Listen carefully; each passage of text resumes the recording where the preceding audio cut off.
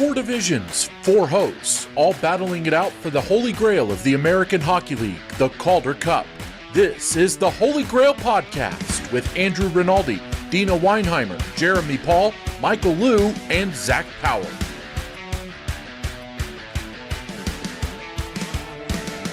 Hello and welcome to episode number 34 of Field Pass Hockey's AHL podcast, The Holy GrAHL. If you clicked on this podcast thinking we're going to give you information on ancient relics, folklore, or maybe some Monty Python talk, well, sorry, my friend, but you are in the wrong place. Here at the Holy GrAHL, we're all about the American Hockey League and the yearly race to their Holy GrAHL, the Calder Cup.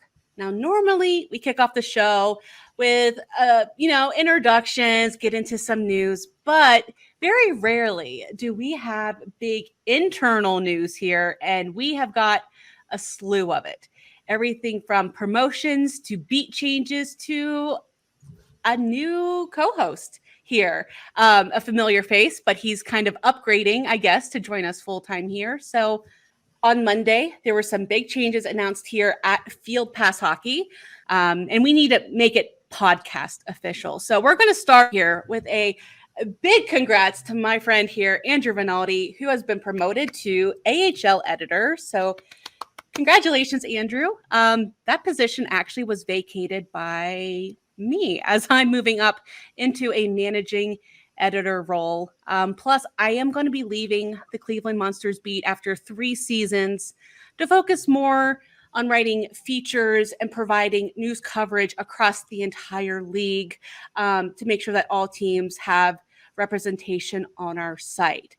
But don't worry, that beat is not going unfulfilled. And this actually is a little bit of breaking news here. So yeah, I guess now is the time to announce that Jeremy Paul here is going to be moving beats to cover the vacancy left by me in Cleveland. So he's going to be moving from the Rochester Americans beat over to Cleveland. And man, did he pick a day to make this move, but more on that later. And then, of course, as I alluded to, he's been here as a guest several times. Now he's here as a full-time Holy GrAHLer. Let's welcome Corey Swartz to the show. Yeah, those are all the news. Lots of moves going around. And there you have it. You're all caught up with all of that. So yeah, let's, I guess, go around and do a recap here. Put all the voices with the names, and we're going to introduce ourselves in alphabetical order. It's a little bit of a crazy start to the show, so we'll keep this part simple. So anyone who may be new or not recognize our voices, Andrew, go ahead and kick it off. Yeah, you know me, I love starting us off here. So for those who need a bit of a refresher, if you're hearing my voice, then you definitely come to the right place. And I'm Andrew Rinaldi. I cover beat for the Chicago Wolves and Grand Rapids Griffins. And yeah, as of Monday, new editing position. Got some big shoes to fill here over at my side, but you know, I'm excited. We got some big playoff games coming up, and yeah, I'm just living in the moment right now.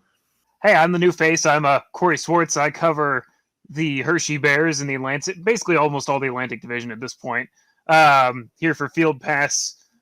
Super excited to be joining the podcast here more often. I love being a guest on podcasts here, but this will be my first time actually being on one full time, so I'm excited. Man, is he picking the right time to join too, isn't he?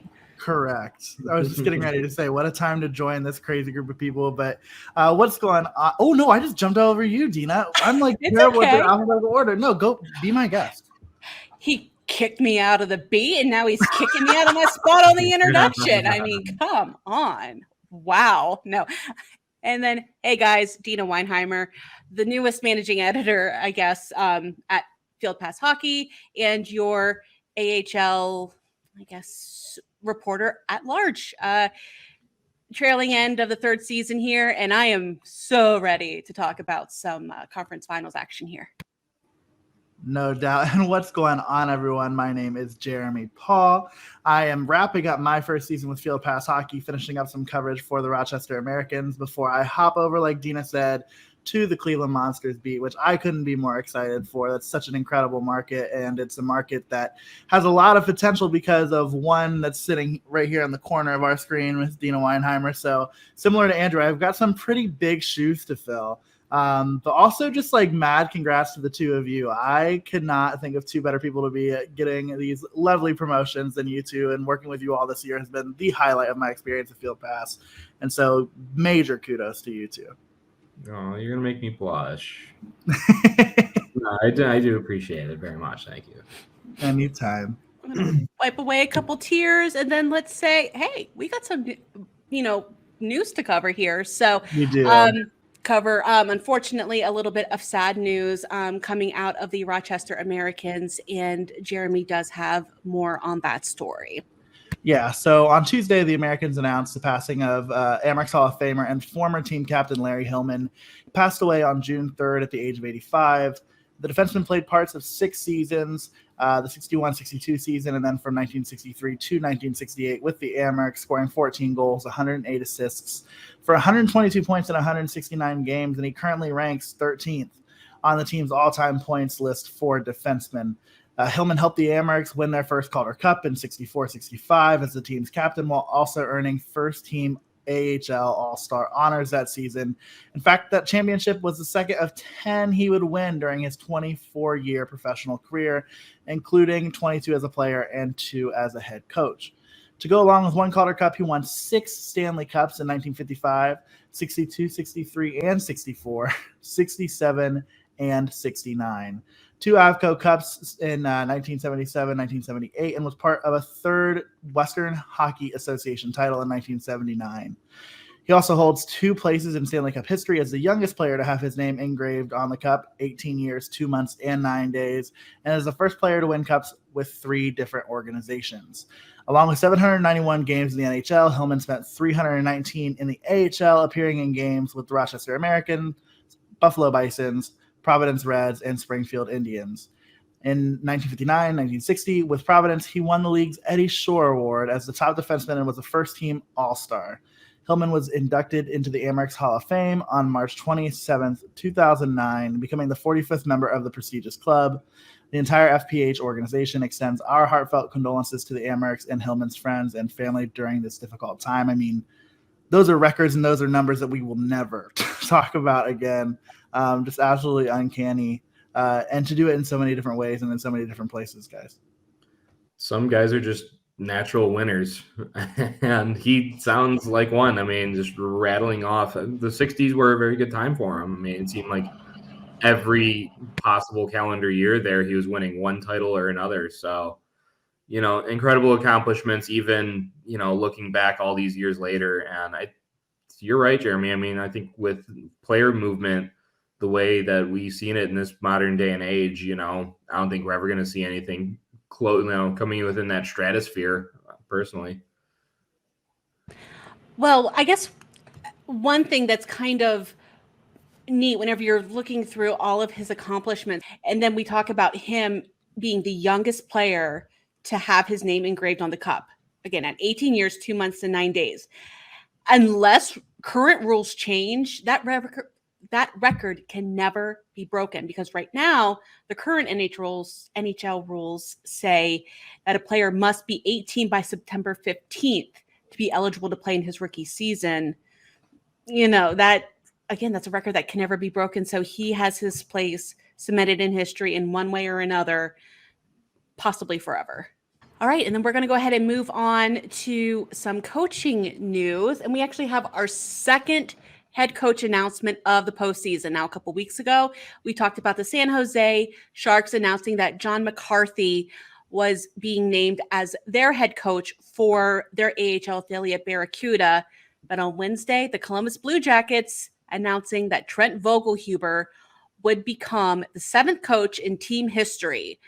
Vogelhuber, who actually is from Dublin, Ohio, so, not exactly hometown player, hometown coach, but home state coach, actually has served as an assistant coach within that Monsters organization for the past 4 seasons after he retired as a player prior to the 2018-19 season. Unfortunately, his career coming to an end a little bit early due to some nagging injuries. Now, he was an assistant captain of the then named Lake Erie Monsters when they won the franchise's first Calder Cup in 2016. Now, as a player in the American Hockey League, he also skated with the Springfield Falcons and the San Antonio Rampage over a total of 267 career AHL appearances, spanning parts of 7 seasons from 2011 to 2018. Vogelhuber tallied 28 goals, 45 assists for 73 points, 191 penalty minutes, and a +8 rating, adding 6'10" and 16 with 20 penalty minutes and a +3 rating and 34 appearances for the ECHL's Evansville Icemen in the 2012-2013 season. Guys, this was a no-brainer move.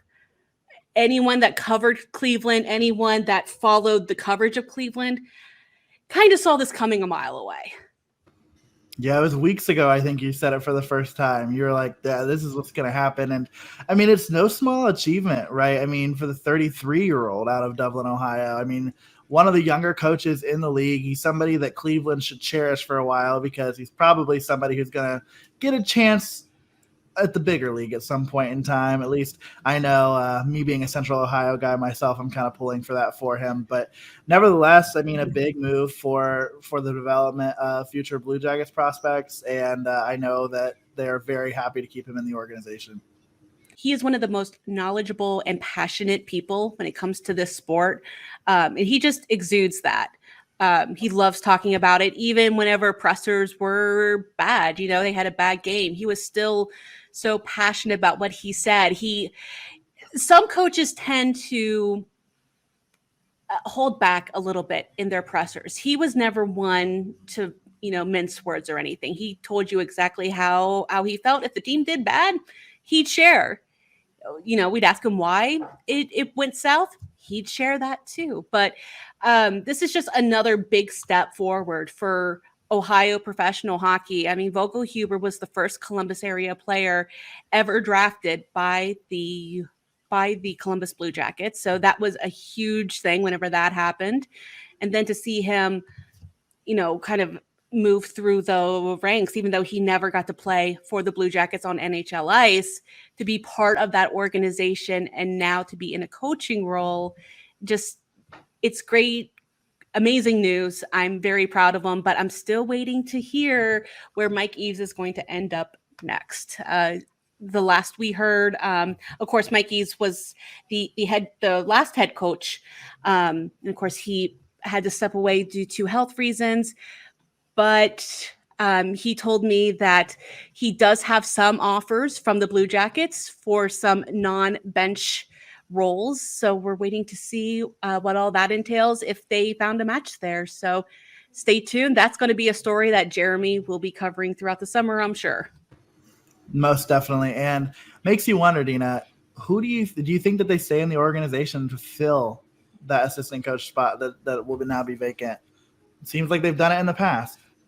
They sure have. Well, I mean, there have been at least nothing that I've heard about any sort of changes to the assistant coaching. So I'm sure Mark Letestu is going to come back. Mm-hmm. But you have to wonder. I mean, my mind keeps going to, Brett Gallant is getting a little up there. Oh. He doesn't always play. He's kind of that, we're going to keep him until we don't have enough players or we need that stereotypical enforcer on the ice. How much longer can he really play like that? So I could see that potentially happening in the future. He loves that city. The organization loves him. Maybe. I'm not saying that he's definitely retiring or anything, but in seasons to come. You heard it here first, folks. But don't quote me on it unless it actually happens. Then you can quote me on it. No doubt. All right. Well, we're going to go ahead and move and talk about some playoffs. I'm sure you all don't want to hear me talk about coaching anymore. I get it. So let's talk about the Eastern Conference Finals. As we are recording this, it is 9 p.m. Eastern time on Wednesday night, and we currently have a game in progress. The Springfield Thunderbirds and the Laval Rocket playing north of the border up in Quebec. What do you think, guys? 3-1 with about a minute 11 and counting remaining in the second? Laval's got to give Caden Primo some help here. We're not done with the second period, and Springfield already has 35 shots on net. 2 5-on-3s to boot with that as well. Yeah, for extended periods of time. I believe one was 1 minute about, and the other was a minute 30 as well. It killed both of them off. But they killed them off. But the pressure, like you said, with the shots, is just mounting, and it's just, Primo's been fantastic. But Springfield they're kicking it up another level. I honestly thought they were going to, put Springfield away here at the beginning of the game, just because they scored a couple minutes in on home ice. The crowd was rocking there in Laval, and now it's silent. Yeah, 23 to 8 currently shots in the second period. So wow, the second period has been all Springfield, and now Laval just put one up, so it's 3-2.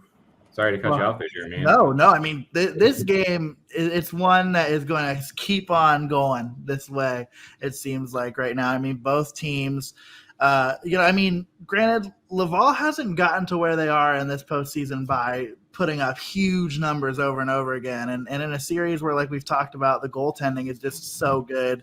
It's not this seems like maybe it's going to be the kind of game that you don't necessarily expect out of these two. I mean, Springfield 0 for 6 on the power play to this point. You can't have that and expect to win too many games, but we'll see what happens. Well, who expected game one out in the West with Dustin Wolf and Alex Lyon that they'd have 9 goals? So then there's that. Yeah, sometimes, hey, the dam's got to leak every now and then, so I guess this is just the game for it to happen here. And I will say with Springfield, although they're 0 for 6 on the power play tonight, following along with them this year, they've had a few very clutch power plays. It's usually not a question of, how many times they score, but when they score, which is what is scary about them. I mean, thinking back to game 2 of the Charlotte series, they scored, I think they were 2 for 7 on the power play, which doesn't sound great. Like, you got a couple power play goals, but one came, second and the biggest, arguably, was the one in the last 5 seconds from James Neal in the third that broke a tie and ended up winning. So they have a clutch factor about them, though, which is hard to replicate, I think, too. It's fascinating to me. Well, there hasn't been a single power play goal scored this entire series. That's true also. Yeah, the teams went combined 0 for 4 on game 1 on Saturday, 0 for 7 on Sunday, and tonight they're, 0 for 8. And it's just now the end of the second. But what I find fascinating is, and we talked about Joel Hofer last week, but, the games where he started game 1 and Springfield won in overtime. They start Charlie Lindgren on game 2. Guess who won that one? Laval. Tonight, on Wednesday night, Joel Hofer again. They're up 3-2. I mean, not including tonight. He's given up 7 goals in 6 games. He's been stellar. I think we kind of talked off air, and maybe you all talked. This series also feels like it's been so spread out. For this to only be game 3 feels strange to me. But nevertheless, the decision to go with Lindgren in game 2 felt like one that didn't feel fair, in my opinion. And obviously, hindsight being 2020, maybe you prefer to have gone the other direction, but man, it's just been fascinating to watch him really rise to the occasion here in the postseason.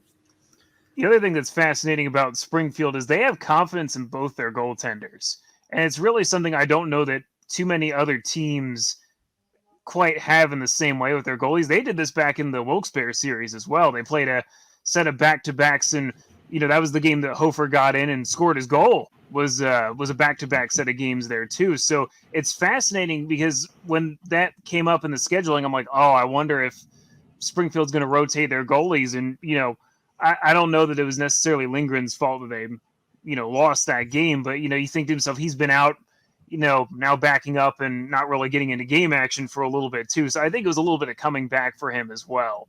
And they probably want to, keep that flexibility going forward as much as possible too, just in case, something happens down the line there too as well. If Springfield holds up and Hofer comes out with a dub, do you think the Thunderbirds go back to Lindgren in the series at all? It's a good question. I mean, they seem very relaxed. I would say that, anytime there's a break, anytime there's a non-back-to-back, I think that Hofer gets the start. And they didn't have to worry about that during the Charlotte series at all, I don't think, especially since that was a 3-game sweep. I think they would have had to worry about it if I remember right. But of course, they won when they needed to in Charlotte there and didn't have to worry about it there. But I do think that I think they're relaxed enough, they'd throw in Lindgren again if they do have a back-to-back. And I'm trying to remember the scheduling, and I think there is one coming up this weekend possibly too. Yeah, Yep. Friday, Saturday. And I'm wondering if you're Springfield and you go in up 3-1 in that series, do you throw it to Lindgren? Or do you throw it to that's where it gets hard for me. If that's tied 2-2, I think you have to go with Lindgren because you need. You're projecting at least a 6-game series there, maybe even 7. Like you need to rest your guys. You need to roll out who's freshest and who's best. And but if you go into with the chance to win the series, like what do you do? Like that's tough. And I agree with you, Corey. They seem confident in both. I don't think it's really a matter of them thinking one is going to give them a better chance to win than the other, but it's a fascinating conundrum that I'm glad I don't have to deal with. And it is interesting too, because obviously when you look at the regular season numbers, you'd say, oh, well, Lindgren without a doubt. And, Hofer has, by all counts, stellar, absolutely stellar in the playoffs here for sure. He stepped in, played very well in the Wilkes game, and, has been just fantastic ever since then. Like you haven't had to worry about him. And a goalie with his, how his stats looked in the regular season, you might have to. But Springfield, I think they've consistently been, they've had his back here in the regular season. And, he's being rewarded with the opportunity to, I think, kind of get the lead here in non-back-to-back situations. And, for Laval, they've been riding Primo. Is there a chance that if he gets, behind and, struggles a little bit, he's still young? He's very good.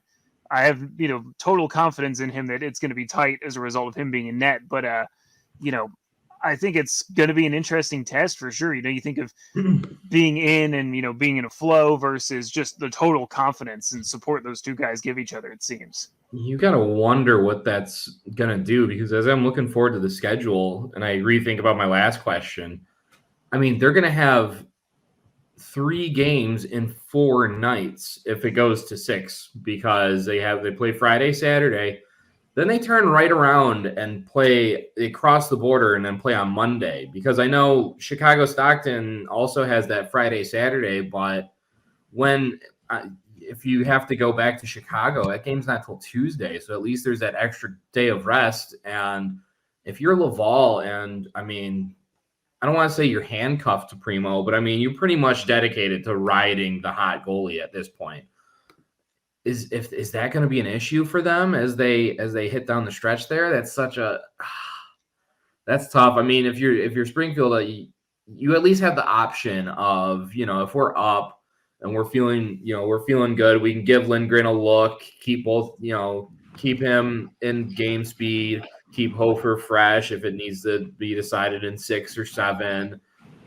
But if you're Laval, you bought the ticket and now you got to take the ride, and they almost got to hope that it ends earlier rather than later. Otherwise, I feel like there's just the fatigue and that, especially if you're going to be giving up 35 shots in 2 periods, you're going to burn this kid out really fast, and the schedule's not doing you any favors.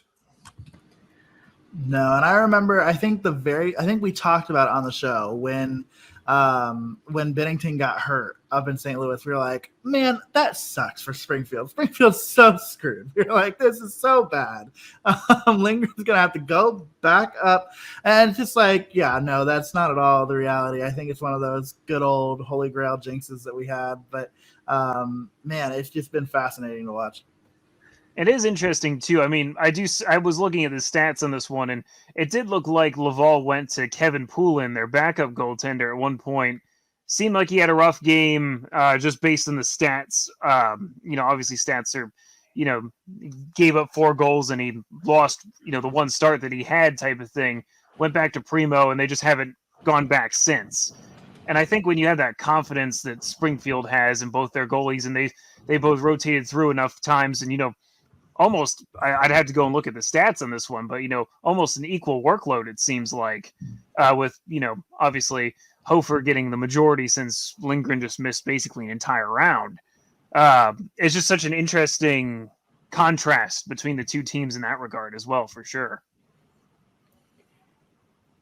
And I'm wondering if, just kind of hypothetically moving forward, if Laval gets out of this series, if only having kind of the one goaltender that's kind of well-versed in the game flow, if that's going to hurt them, because, Chicago, I'm assuming, is going to come out of the West. We'll talk a little bit more about them later, but they've got a strong 1-2 punch in net. And then Springfield at least, has somebody that's used to playing right now with both of their goaltenders. And then Laval, like you said, Poulin has played 1 game this postseason. That's a little concerning to me. And it is scary. I mean, you think back to any team that's, gone back. You had me thinking Deana, because you mentioned about the Monsters winning in 2016, and I've been doing a lot of reminiscing about their opponent, my Hershey Bears, that year, making a deep run. And that run, I remember that whole run was squarely on the back of Justin Peters, who was Hershey's goaltender for exclusively that season. And Ryan Ellis was the other goaltender. And, Peters got hot at the right time, and, that was it. It was lights out. That was the only goaltender they utilized that season. And I think, old school way of thinking is you have your starter, right? Like you have your one goalie, your backups, kind of a peg down. But I don't see that with Springfield this year, at least in this situation right now, that they have a defined 1 and 2. It seems like, they're both number ones at this point. And, Hofer's earned that, I think, at this point too, for sure. But, I think it was back-to-back, my direct experience with Springfield most recently was when they came to Hershey in mid-April, and they, did the same thing. They rolled Lindgren and then Hofer. I remember being a little surprised about that. And of course, not to brag, but Hershey won both those games. So, it wasn't a huge difference in that respect there too. But, I think it's interesting, that I think it's brought out the confidence of their team is, seeing both those guys play well. And Laval and Springfield are incredibly, I think, similar teams in how they're structured, and their depth scoring is very good. Obviously, neither of those two teams would be here if it weren't for those aspects. So I do really think that's going to push them. The goaltending battle is going to push both teams to want to be better. And I think it's going to be a fascinating battle, like as we're seeing unfold here tonight, too. I'm glad you brought up that series, because, I mean, Cleveland, or I guess at the time, Lake Erie, don't even get me started on the whole Lake Erie versus Cleveland thing. I have some very strong opinions on that. But basically in the postseason for Lake Erie that season, it was Anton Forsberg. They tried Jonas Korpisalo. It just didn't quite work out for him that postseason for whatever reason. But, Forsberg was hot, and they rode him the entire way. And we all know what happened there. So it'll be interesting to see what ends up being the catalyst to the victory, though. Is it a strong duo of goaltenders, or just having someone that has solidly claimed the net as their own? That's the other thing you kind of roll into too, is if, you have one goalie playing hot, and, I know you guys were saying earlier, when you're doing so well, you have the ability to, pick and choose at your leisure type of thing. But I think if Springfield loses, the question will always be, should we have gone to the other guy? Should we have given Lindgren his net back after he, had a 50+ save shutout, prior to being recalled type of thing? And obviously, you pair that shutout with a 6-7 barn burner in the Wilkes-Barre series there as well. There's plenty of what ifs to consider there too. And I don't think all the blame falls specifically on the goaltender's feet at this one. particularly, but I just think it's going to be a great battle between essentially three great netminders in this series. I'm super excited to see how this ends. Again, as we're recording right now, we're staring down at a 3-2 score with Springfield in the lead at the end of the second period. But I think it's time to head on over into the Western Conference, where we have the Chicago Wolves up 2-0 over the Stockton Heat. And my prediction last week that there would be no sweeps. I know it's still early, and I'm waiting for Andrew to pop in chat with another Holy GrAHL jinx. But one of my hot takes might be a little bit in jeopardy. I won't say which one, but I think you all can infer. There's absolutely no way. I mean, these two teams are so evenly matched, and I feel like Chicago may have gotten away with one. They did not play their best game in game 2. And even you can make an argument for game 1. I mean, they look good, but not totally, on rhythm Chicago Wolves that we've come to know and love this year. I mean, we wouldn't really expect that against a team like Stockton. I mean, okay, Grand Rapids is one thing. The Stockton Heat are a completely different animal. But when you look at game 1, overtime win, game 2, 17 seconds away from overtime again, I mean, you can't – we're going back to Stockton, where the Heat are undefeated at home in this playoff. This series is far, far, far from over. So I want you to get all the brooms in your head out of there right now, because I'm not ready to put that in my thought anywhere. I don't care how this game goes tonight at 9:30 Eastern, which we got about 15 minutes before that puck drops on that one, but man, we have seen some good hockey, though, coming out of this series. I mean, game 1 was just fireworks, edge of your seat type deal, and to cap it off with Jamison Reese's incredible goal in overtime. I mean, that place, the Allstate Arena, just blew up with that one. And again, Stockton came out in game 2 really firing on all cylinders, and outside of Jack Drury's opening shift goal, they really put the Wolves back on their heels quite a bit. I mean, yeah, Kochetkov had a bit of a gaffe there in game 2, but I almost feel like he came out ready to battle and made some huge saves that kept that team in it just long enough for who else? Josh Levo to play hero and to bury that winner with just a couple ticks on the clock. And normally I'd say, that's a backbreaker, right? I mean, most teams, you give up a goal like that where you feel like, honestly, Stockton might have felt like they probably should have come away with a win there. I mean, almost flawless game on the road, and you get beat. You get beat. And, but this team, like I said, coming back home for 3 games, Coach Mitch Love's going to have them wired up and ready to play. This series is far from over.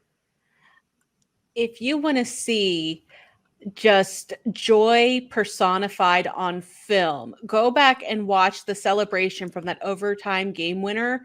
Oh, of course, it was the game winner, but the overtime goal in game 1, and watch Jalen Chatfield. That is one of the best celebrations I have seen. I mean, he had the secondary assist on that goal, but what a heck of a celebration. Mm-hmm. He has been strong this series, I think. Like, this is kind of like a coming out party for him. Not that he hasn't been good, throughout the season, but, he had a nice performance in game 1. Was it game 2 where he had that really key leg save? And then, then who was it that, was it Josh Levo that came in and just kind of hugged his head like, oh, thank you so much? Yeah, with the brightest smile on his face. Yeah. Find someone who can hug you like that and mean it.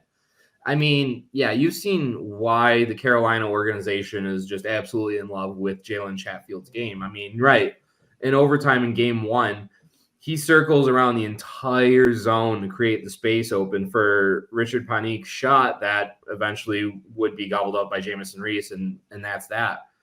And yeah, that save that he made on Jacob Pelletier as goalie number 2 in the net, that's one of those plays. I mean, you look back on, and especially in a game like that where they somehow manage to turn around. That's why I'm saying it's so heartbreaking for Stockton. They had to feel like they should have come out with a win there. But he's been incredible. Max Lajoie has really been a kind of under the radar guy in this organization. And I really feel like he probably should have gotten a look as maybe your 7th defenseman there, but Carolina instead decided to go with Brendan Smith for some reason. And so instead of having this guy up in Carolina, he's down in Chicago, and he really makes his impact felt on the penalty kill. I mean, this guy just blocks shot after shot after shot. He battles along the boards and gets the pucks out for timely clears. It just is dependable as you could possibly need a guy back there. Like I said, I keep thinking he's the perfect, number 6 or 7 defenseman. But hey, I guess Carolina has had different plans for their lineup, and I'm not complaining about watching him more in Chicago here. So it's been fun. The defense has really stepped up when they've needed to in times like this. And I mean, again, when the teams are so neck and neck, it's a game of errors, and it's the team that can make the least mistakes that's probably going to end up here. And I think it's interesting too. I mean, obviously it's been a little bit since Carolina transitioned from the, Charlotte Checkers to the Chicago Wolves, or at least it feels like it's been a long time. But I think, Carolina has become one of the premier AHL organizations in terms of stocking their depth. And, saw that back in Charlotte. And, like I said, it feels like it's an eternity ago at this point. But, the Checkers, I mean, they were how good for winning the Calder Cup, and all that talent just moves to Chicago. And I'm not surprised that they're up 2-0 in this series, just because I think that they have they benefited from Carolina hosting so much depth and not having to really tap into it so much during the playoffs, that they've been able to essentially let Chicago just kind of roll here by and large. And they're deep enough that a lot of people just see Andrew Podorowski at the top of the AHL scoring charts and say excuse me, and say, oh, that's why, type of thing. But they're much more than that,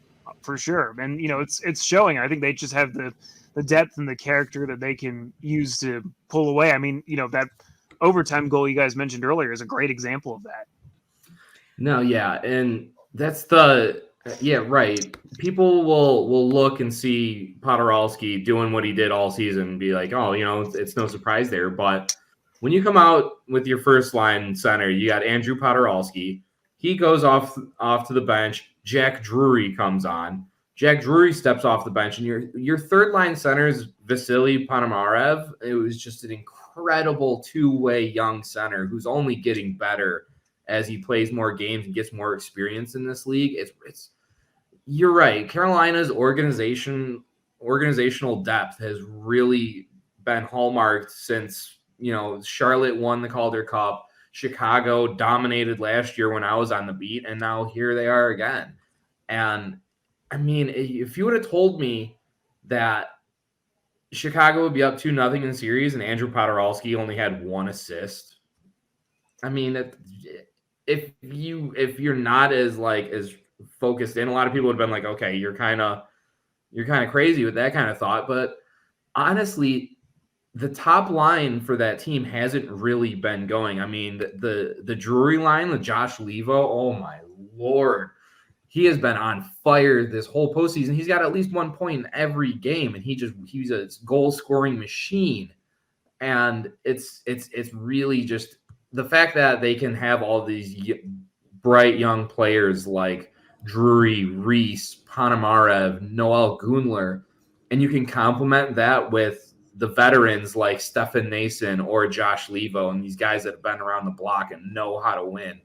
Alex Lyon getting there at the start, complemented with a young rising stud in Kochekov. There's not, everyone's got a bit of weakness here and there, but there's not a lot of holes in this lineup from top to bottom. It's so deep.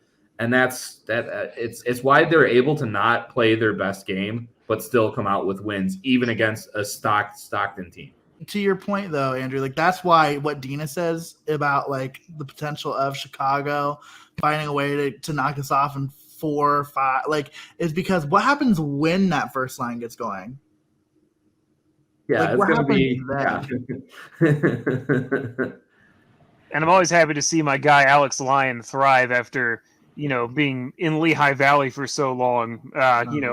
Playing Lehigh Valley, seeing them 12 times a season with the Bears, and all that good stuff there too. Nice to see him thrive. And, a lot of guys, I think, I've been talking about and, harping on it a lot with, talking about the Bears and where their direction needs to go is that, pairing that, like you said, Andrew Podorowski may not be contributing as much. And, you have 3-4 lines you can just keep rolling. And when they're all constant threats, because you're just that deep, a lot of people in Hershey are harping on, saying like, we need a veteran AHL scorer. And, Podorowski's name naturally comes up amongst a few others there too. Anybody's listening from my Bears circles will probably, is saying, yes, we need a guy like that. And, and that's the kind of piece that Hershey's, 1 or 2 away from, being back in. And, it's a whole nother story there too, of course. But, having that depth, your team is that strong, your organization is that deep. It's something that is the envy of every team in the AHL, I think, at this point. And, that's how you get this far is guys step up, you get some depth scoring where, it's needed. And it's so hard to build on, have just that, honestly. Well, turning to Stockton just a little bit, Eetu Tuulola is having himself quite a good series. He had 2 key goals, 1 shorthanded. We're going to be showcasing one of his goals here in a few minutes in an upcoming segment. But just to talk about Jacob Pelletier, his name has been on this podcast more often than not throughout this season in terms of rookie scoring and just being an overall really solid player. But they have solved him basically so far this series. And if Stockton can get him going, that might just be the lift that they need to help get that extra goal. Because both of these games so far that have finished, again, we're waiting on game 3 to start here in just a few minutes. They have been 1-goal games. What if they get Pelletier to score to get that extra tying goal? Or maybe the go-ahead goal.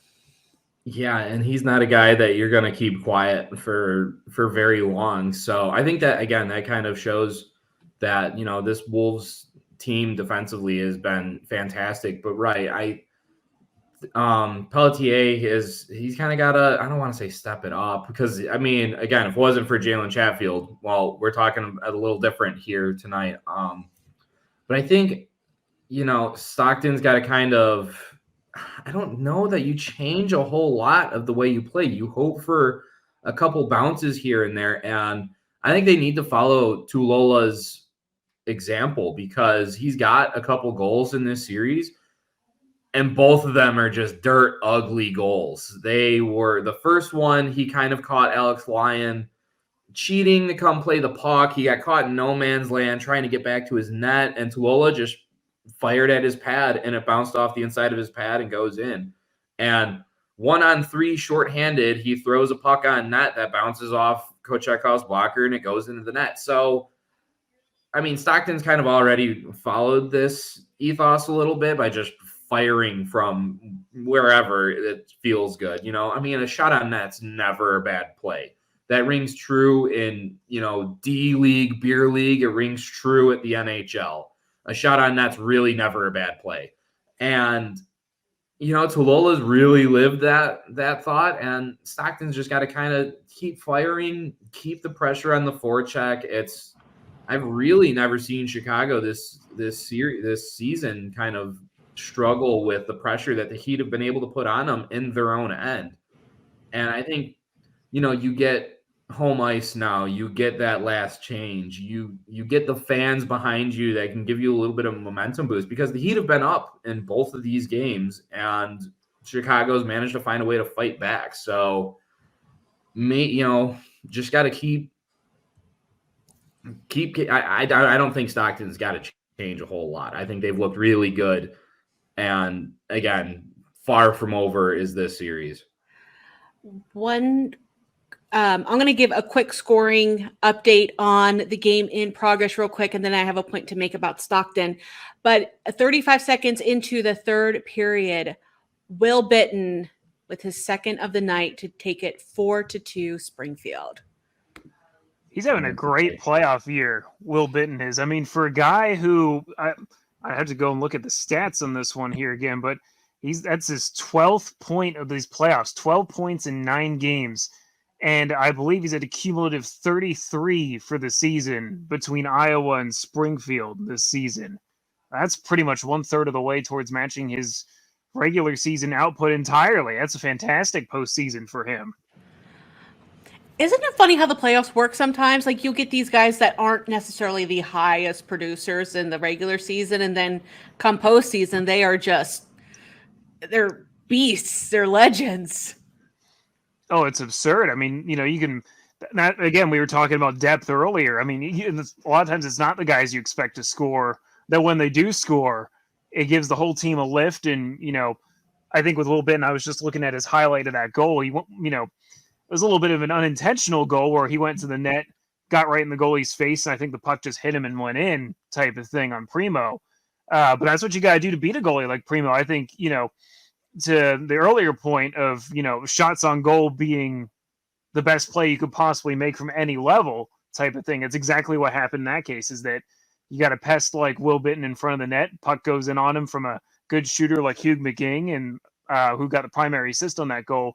And, suddenly it's a 4-2 game, and you're, put the Laval crowd looking for a tying goal back in their chairs a little bit there too. Absolutely. Just go ahead and turning back to the Western Conference Series. I think one storyline that is going to be followed pretty closely is the attendance in Stockton. I know it's been a little low this postseason, but now with the news that the time for the Heat in Stockton, in California, is coming basically to an almost immediate end here. What is this send-off going to be like from the city, from the fans to their team? Do they have 2 games left? Is there more than that left? We don't know, but that's going to be something that I'll be watching personally. I think you have a good point there about Stockton, because it's very unusual to see a team go this far in the playoffs, but then have, the looming threat beyond them of, suddenly having the plug pulled on your entire location. You're, when this is it, this is really going to be it type of thing. And, I like to think they'd come back and give them a good send off. I mean, you think of a lot of franchises like unfortunately the San Antonio Rampage, who just never got that opportunity. And I think back to, again, we mentioned it between the two of us a couple of times there, the 2016 playoffs. That happened that season where Hershey sent off the Portland Pirates into the sun. Fairly long tenured organization at that point there. They'd gone through a few affiliates, really made the best of a bad situation where they didn't get too much help from their NHL affiliate in Florida at the time. But, you just think there's just so many organizations, and, you've seen the memes of all the different Calgary Flames affiliated teams that have, also gone defunct. I like to think they're going to come together and give them a good send off no matter what the result is. And, it would be certainly an exclamation point of the season if they came back in this series and, went out like, I want to say it was, gosh, you guys are going to have to remember the Manchester Monarchs. They went out as Calder Cup champions before they moved out west to Ontario as well, if I remember correctly, a number of years ago there too. One of the great old classic franchises of the Eastern Conference for sure. And another quick update, 5-2 now. And guys, toss your hats. Will Bitten, shorthanded goal. Man, that's fantastic. I don't have a hat nearby. They're all in my closet, so I will throw the non-existent hat. Congratulations, Will Bitten. Great job. Yep. Hattie. Gotta love it. Coming off a trade deadline deal coming from Iowa to now possibly make a run for a Calder Cup here. That's incredible. I mean, could be worse. He could be sitting at home like Max Latunov did coming off his trade deadline. Yeah. I forgot about that. Where did he go? People don't forget. He went to Hartford. Hartford, which is even like no. a bigger Yeah, which is even worse. Yeah. I'd also like to point out this goal for Will Bitten came on the heels of, I believe, on the heels of Springfield being down 2 men as well. Wow. Lots of teams getting chances on the 2-man advantage here tonight, and none of them are going right. That's a shorty too. That's insane. Wow. You are 100% right. Man.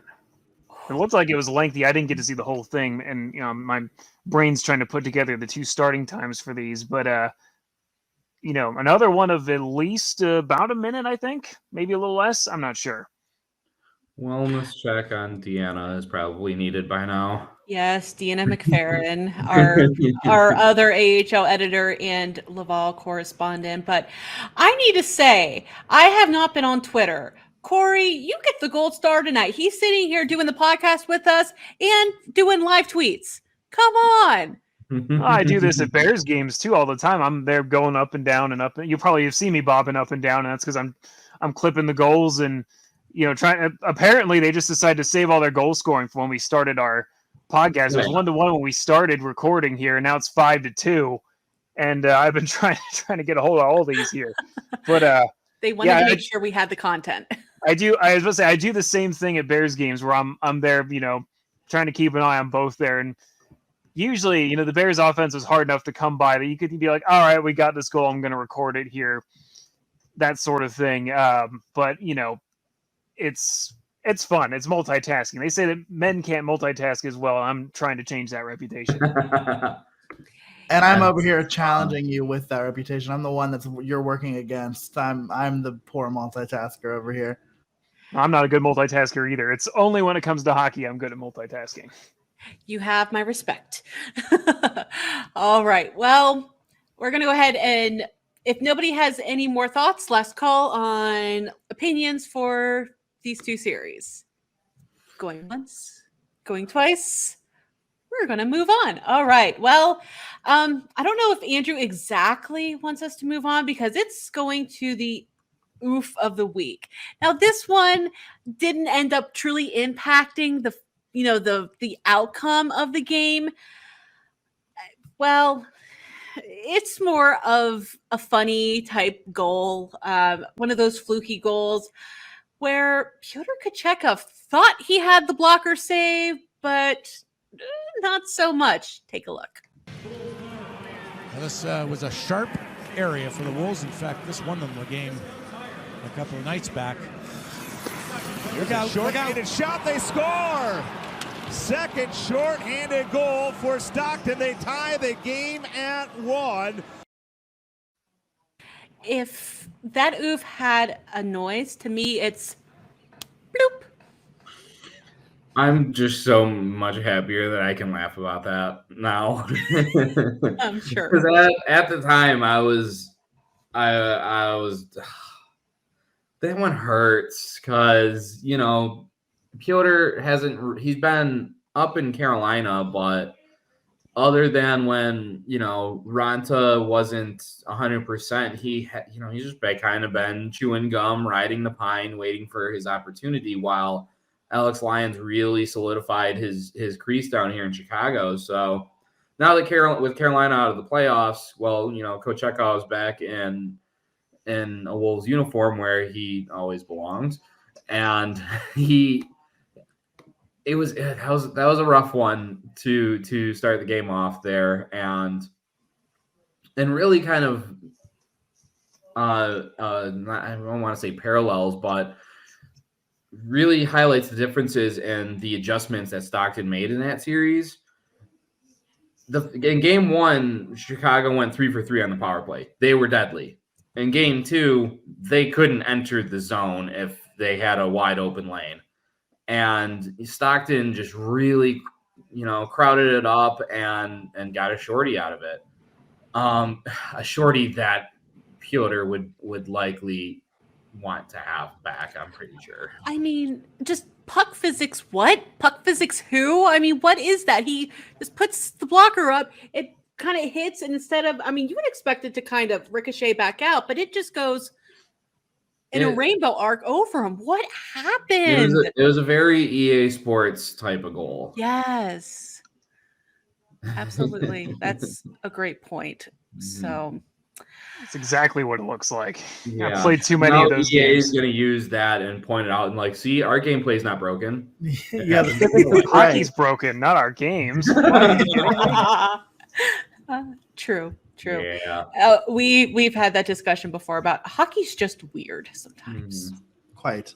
So, all right. Well, speaking of things that can get weird, we're heading into a segment where you never know what is going to happen. Although I think we're going to be okay. Zach is normally our wild card here.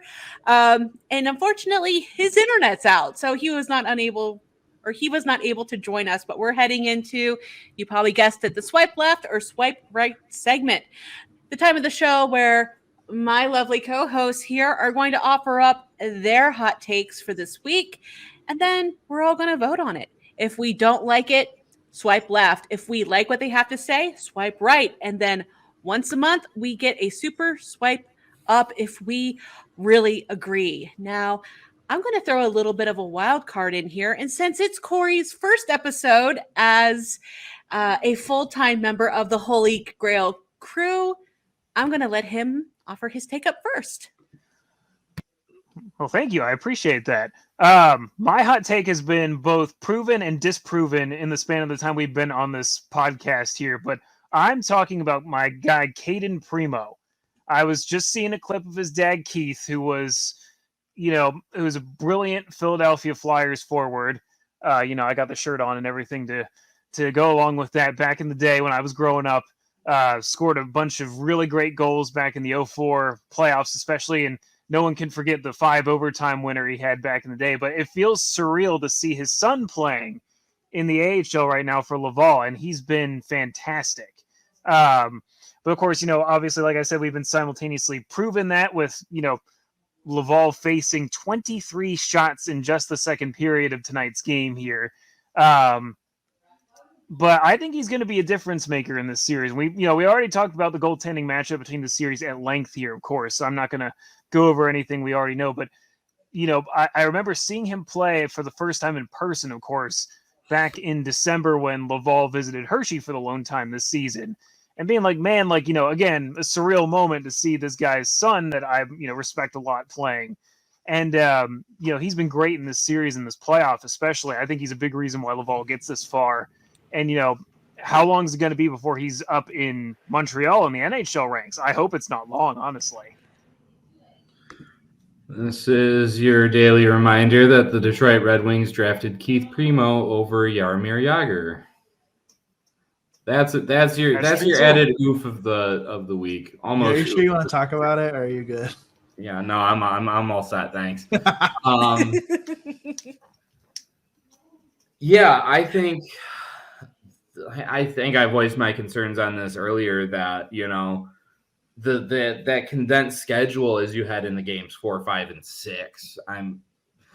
The Laval kind of, do you really want Kevin Poulin, who's only played one game in this playoff, to kind of come in cold and maybe not so confident against a Springfield team that, as we've seen, is really just throwing bombs out there? And yeah, I thought this was going to be a different game 3 with Laval coming home, but I mean, this is a solid T-Bird squad as we've known all season.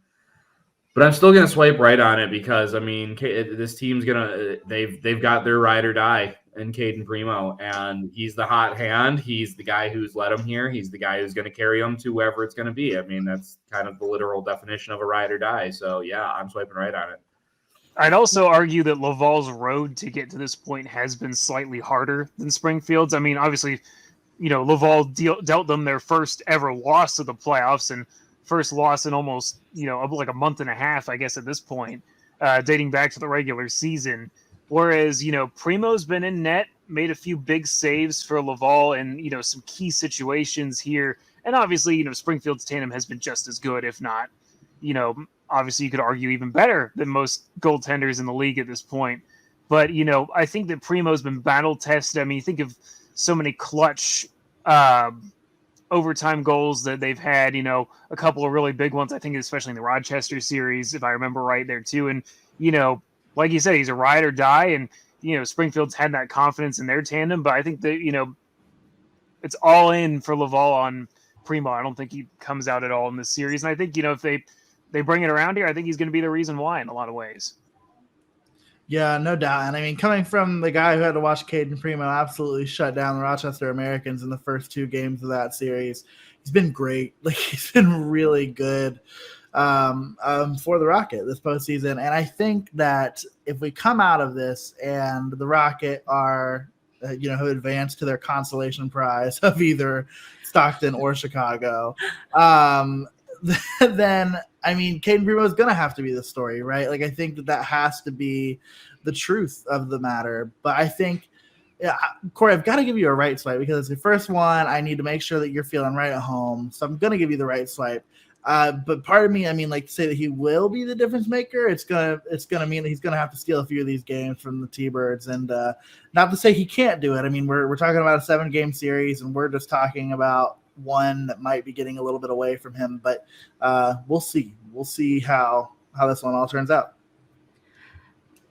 There's nothing else I can really say that hasn't already been said, so I will just say ditto to all 3 of you, and congratulations, Corey. You got a clean sweep on a right swipe for your first take. Nice job. We'll see if that continues. I don't think it's going to continue, but it usually doesn't, but that's okay. That's the fun of it. I've had increasingly, anytime I've had a hot take on my personal Twitter account, it's usually been fiercely argued, to say the least, here. So I try not.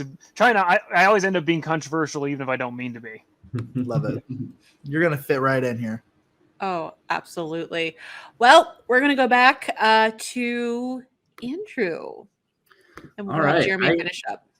I kind of alluded to it earlier, but I'm going to keep the energy. And I mean, Chicago, Stockton, tight matchups between the 2 best teams in the league. I'll just go ahead and right there and say it. I don't care that Chicago's up 2-0. This series is going 7 games without question. Really, I think that this could easily be 2-0 going the other way, going to Stockton. I think it could be very 1-1. Probably should be 1-1. Thank you to Jalen Chatfield and to Josh Levo for that. But here we are. Stockton's not going away easily. This is going the distance. My first, my gut reaction is to viscerally swipe left, but then I'm reminded of the last time that I just had a really strong gut reaction to a Chicago take on the show. And that was when Michael said that Milwaukee would win a game, and I thought there was absolutely 0 way possible. And I was, in fact, wrong. Wrong. 7 seems tough. It's not I don't know that I agree with Deana in the whole sweep conversation. Said it earlier. What's that? Stop using the S word. Sorry. But I'm just trying to give the hockey world what it deserves, and that's 7 games of this series.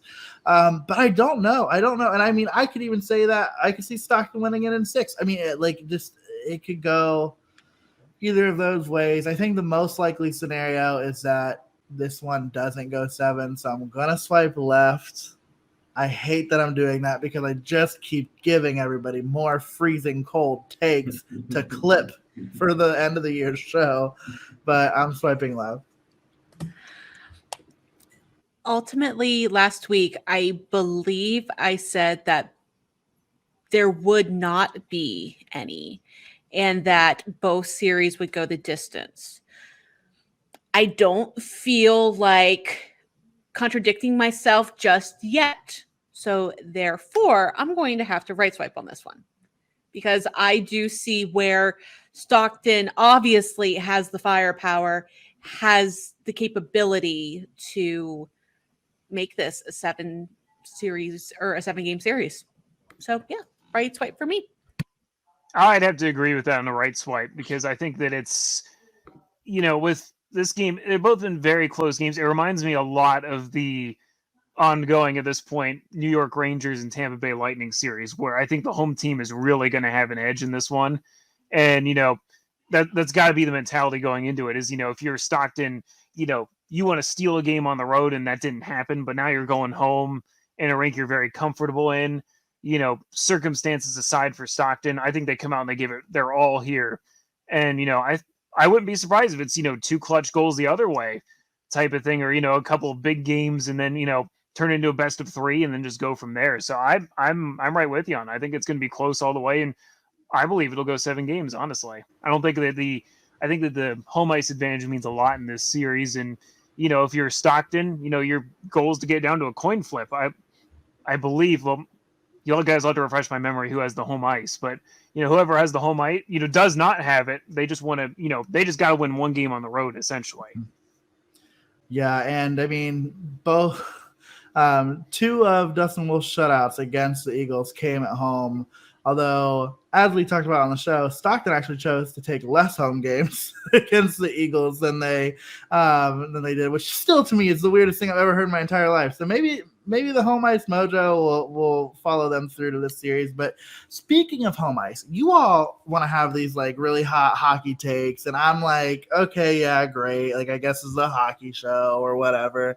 But I'm here to tell you that when I went to Charlotte, North Carolina for a wedding last week, I actually got to watch the Thunderbird sweep the Checkers. And it was my first time ever getting a chance to visit Bojangles Coliseum. Now, y'all know Bojangles Coliseum. We've talked about it on the show numerous times about how it's the most bad you-know-what name of an arena in the AHL. But then I found out from merchandise that they call this place the Biscuit. And I can't tell you a better name or a nickname for an arena ever. So that's my hot take. The Biscuit is the best nickname of any sporting venue in the United States, period. And this is coming from the guy who's from Columbus, Ohio. I'm not even going to let the shoe come into consideration. The Biscuit Nope. it is. Super swipe. I'm not even. I heard Bojangles and I already had my super swipe loaded up. So. But yes, the Biscuit is fantastic and it fits. And I wish we saw more games there. But and it looks like a biscuit. It's an interesting looking arena from the outside. Is it buttery like a biscuit? I'll tell you what, something was buttery after Springfield left. What does that mean? What does that mean? What I just said? I don't know what it means. We should try and find an explanation for that. I think you just leave it as that and we move on. All I can say is Zach actually just feeding you lines like I think virtually? so. Yeah, he flew in from BC actually. He's just over here like he's got a teleport. He's just got Hi Zach. Writing all the hot takes on there. Hi Zach. We miss you.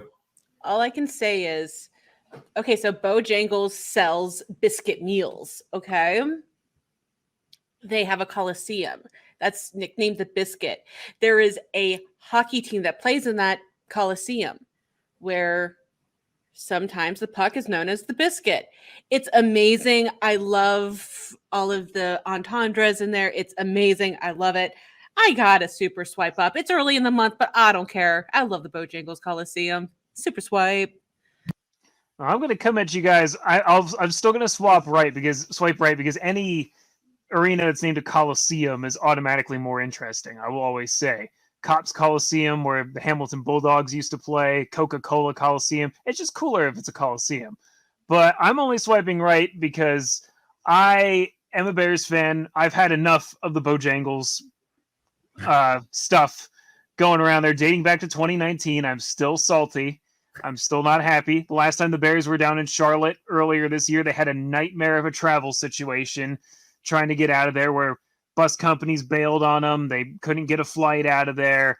They just had it. So they had to ultimately bus from Charlotte back to Hershey and then bus again up to get to, I believe is the order of events there, get to Bridgeport for a game that was a 10:30 a.m. start earlier this year back in early April there. So I'm still a little salty at them for that situation. When I roll all that together, I was not sad to see Charlotte lose for that reason, and just because I'm a little extra salty at them still. So I'm going to swipe right because of the name being memorable and cool, but just a swipe right from me. How did that game go against Bridgeport? Do you remember? 3,000, baby. 3,000 wins. That was when they won that game. Look at that. Cody Clark scored in overtime. It was a game I had to sneak while I was at work to watch. Thankfully, none of my employers know about this podcast, so I can say that. But, so I snuck and watched it at work, and it was back and forth. The Bears went up 3-2 after being down 2-1, surrendered the tying goal. But, yeah, Cody Clark, of all people, I'm not wearing it today. Maybe I'll wear it next time, but I bought a T-shirt that says 3,000 wins on it after that game. So I was like, I earned this because the Bears took their time to get to 3,000 there for sure, to the point where we had to ask Zach Fish on Twitter not to mention it during broadcast so he'd stop jinxing us on it. So I was going to say, it seemed like that 3,000th win was teed up for the longest time. Absolutely. They were talking about it as soon as the next game because it was against Providence, and it would have been poetic justice because the Bears' first win ever came against a team from Providence, the Providence Reds. So it would have been, a neat way to cap 3,000. But, unfortunately, Troy Grosnick and the Providence Bruins didn't believe in any fun that night. And, the season really when the Bears have been up there, unfortunately. And it just kind of seemed like it took forever and they kept mentioning it. And I can't remember how many games it was. It was 4 or 5 at least that passed before that win came. And, it was teed up every game, like you said. And to the point where we said, please, I believe Zach actually mentioned on the radio, he said, I'm not mentioning it this time because I've been told it's a jinx. And sure enough, Cody Clark scores in overtime and the Bears win that game. So it was a tough road to get there, but it was worth it. There we go. All I can say, it's a lot better than Rocket Mortgage Fieldhouse, which we just can't stand the long names. We just call it the Romo Fiho. Not as catchy as the biscuit. Have fun with that one, Jeremy. Romo Fiho. Yeah, I can't do that. As opposed to Rocket Mortgage Fieldhouse. I miss Quicken Loans. That was easier. The Q was so much better. So much easier. So much easier. Thanks, Dan Gilbert. Romo, Rocket Mortgage, Fiho, Fieldhouse. Yeah, there great. you go. I mean, it's simple, right? It just rolls off the tongue. Yeah, the simplest. Yeah. Okay. Well, we're going to go ahead and take a quick look at the scoring races here in the postseason. So, all season long, whenever we were looking at this list, we were looking at the Chicago Wolves, specifically, your Andrew Podorowski's, your, Stefan Nason's. Well, we do have a Wolf at the top of this list. It's just not them. Josh Levo leading in points with 17 over 9 games. I mean, gosh, talk about a playoff. He's just been magical. 1.89 points a game.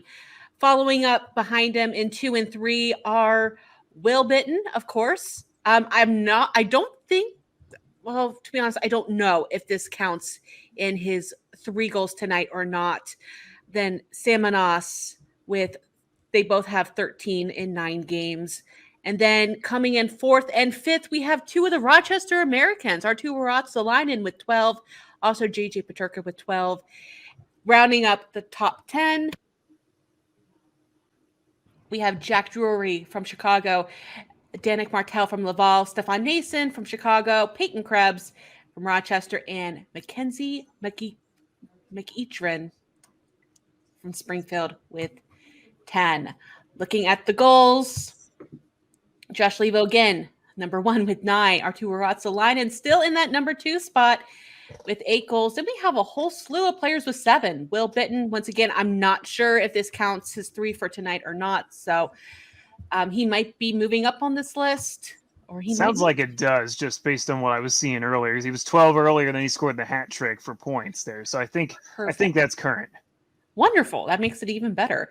So, okay, Will Bitten right now in 3rd place, along with JJ Peterka and Danik Martel all with 7 goals. Zach Dalpe from Charlotte also with 7. Then Jack Drury with 6. Nason with 6. Justin Kirkland out of Stockton with 6. And Jason Magna from Colorado with 6. Looking at your top. Will Bitten's got 4 tonight. What? He just put an empty net. Yeah. Man, what a game. Oh. What a game. Wow. Now, question. Does this Yes. count as a natural hat trick if he scored? Well, actually, I mean, it would because he's actually got the last 4 Springfield goals. So That's crazy. What a game. Yeah. So basically, the lists I just read are like out of date now, but we'll just go with it. I love recording during the games. We just like to make our listeners do some math. We like to keep you honest. Thankfully, the empty netter was unassisted at this point, at least, so we don't have to worry about anybody's point totals going up any further, at least. Well, Will Bitten is now second in points with 14, 7 goals, 7 assists.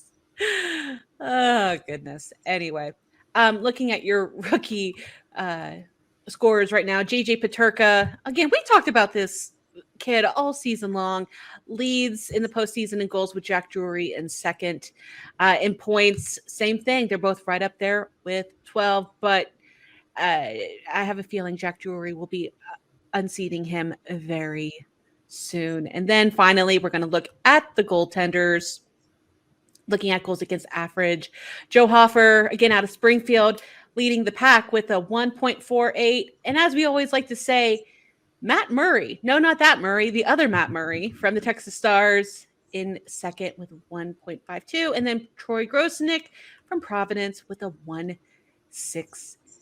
So that's a look at all of the scoring, all of your leaders. Any surprises there, guys? I mean, I think it's more so the omission of some names, right, that we've talked about already on the show. But with that being said, it makes a lot of sense to hear some relatively, I won't say unfamiliar names, but names that have them in there in the past for the Wolves. I'm happy to see more Springfield representation amongst the scorers. I mean, for a long time there, in particularly the Wilkes-Barre series around that time, there were no Springfield players in the top.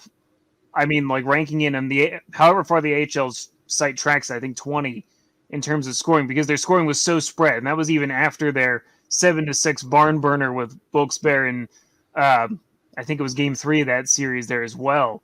That you're starting to see some of the guys like the Hugh McGings.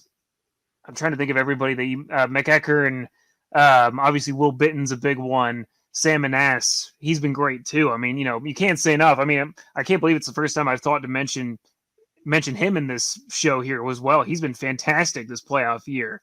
And so you're just getting, all the guys that they're all been chipping in, and, there's not one defined real number one top scorer there in Springfield, but it's good to see a lot of their guys getting into the conversation there. I'm surprised Nikita Alexandrov isn't higher either, as he's been all over the ice and all over the score sheet, it seems like, each night. All right, we're getting towards the end of the show here, which means we've got just a few minutes available for a bonus round. Now, it's been a few weeks, but Jeremy has the honors. So what do you have for us in store, my friend? All right, so a big piece of the news at the top of our show was that we had a new head coach in the AHL. So I've got some AHL head coaching questions for you, and I hope that you'll join me on this path. So there is one other head coach in the AHL that was born in the state of Ohio. Who is it?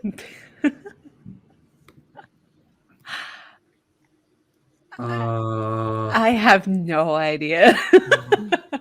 I'm going to go ahead and guess Ben Simon. Okay. I have no idea. Being only from PA, I should know, but it's not coming from me. I just need a list of head coaches. That's just. That is perfectly fair.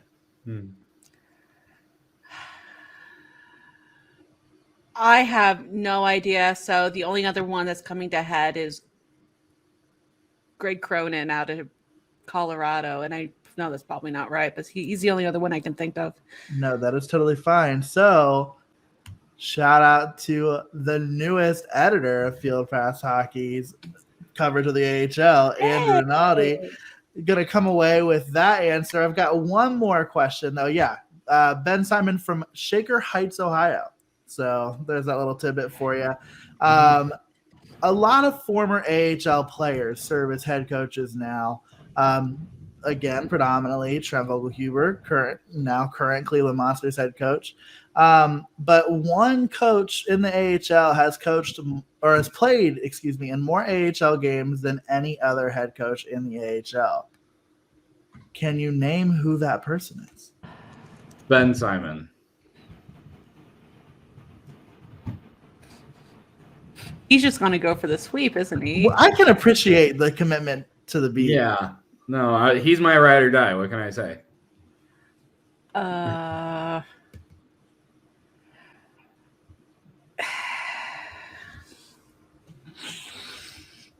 I wanted to say Warsofsky, but I don't think he even played in the AHL.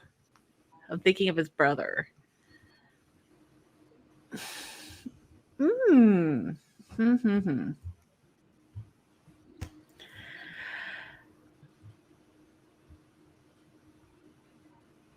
I have no idea. I don't have an answer either, honestly. Let's just go with John McCarthy. That's a good one. The new Barracuda coach.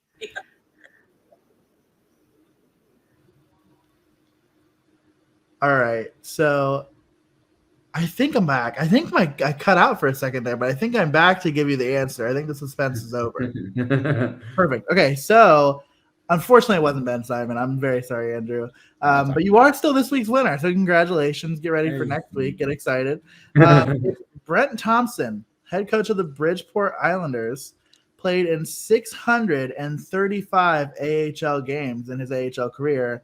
Second place is the other new head coach this offseason, and that's John McCarthy with the San Jose Barracuda with 577. Ooh. So a couple of guys in the 500 club in terms of AHL games played. So I should have guessed that because Brent Thompson played for Hershey as well, and there's a lot. Whenever he comes to town, it's always, he posts pictures of him with his kids over in Hershey Park Arena back in the day and stuff like that when they were youngins, and always a lot of favorable memories when it comes to that, for sure.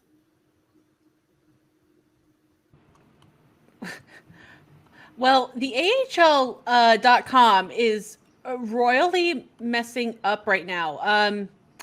So it is telling me 6-3 postponed on Springfield Laval, and it's glitching between saying that and a 1-1 unofficial final. But I think it's safe to say that game has ended with a 6-3 victory for Springfield, moving them up 2-1 on the series. And then in Chicago and Stockton, that just moved to 0-0 at the end of the first. So that's actually going to be it, guys, for the Holy Grail this week. If you like us, please subscribe, like, share, rate this podcast, tell all your friends. If you want to chat with us, Twitter is where you're going to find us, basically. But get a pen and paper. We have some new Twitter handles for you with all of these new changes. Of course, our podcast handle is at The Holy Grail. That's TheHolyGrAHL. And then you can find me at my new Twitter handle at FPHAHL. You can find me in all the old familiar places. It's either at FPH Wolves for more content for the Western Conference Final, or if you like last place teams, you can find me at FPH Griffins. Woof. Well, you can still for now find me also at FPH Americans, but you're also going to be able to find me at FPH Monsters in the very near future. So thank you, Deana, for upping my follower count by like 400. Appreciate you. You're welcome. And you can find me over at CSWA11 on Twitter. That's where I've been putting all my clips for the the Springfield Thunderbirds basically so far this spring, and at HBH Nation blog over there on Twitter. That's where my Bears specific content and ramblings will go over there. But you know me, I talk about the Bears everywhere. So my personal accounts where you'll find that, the Bears, the AHL, and all my Flyers rants there too. So got a little bit of everything over there for you for sure. Gotta love multi-purpose Twitter handles and all the variety of content. So, and of course, you know, unfortunately, there are no more AHL games on the Field Pass Hockey app since the Checkers were eliminated. But still, go download the app. It's in the Google Play Store, in the Apple App Store, so you can keep up to date on all of our written content, download our podcast, everything right from the app. You can find all of our written work at fieldpasshockey.com, and also be sure to check out all of the other Field Pass Hockey check out all the other Field Pass Hockey network of podcasts. You have Inside the SPHL with James Hayes, Syracuse Speaks with Alexander Ackerman, which is all about the Syracuse Crunch. Then we have one more episode coming up of Monsters Musings here soon in its current format with Jay Forster and myself. A little bit more information coming on that in the next episode. And of course, we have the Three Periods podcast all about the ECHL with Matt Harding. So on behalf of all of us here at the Holy GrAHL, we hope you have an amazing week, and we'll talk to you next Thursday. Bye. This has been the Holy GrAHL Podcast. Have a question or a topic suggestion? Hit us up on Twitter or drop us an email. For the latest news across the American Hockey League and the rest of minor league hockey, download the Field Pass Hockey app, now available in the Apple and Android app stores.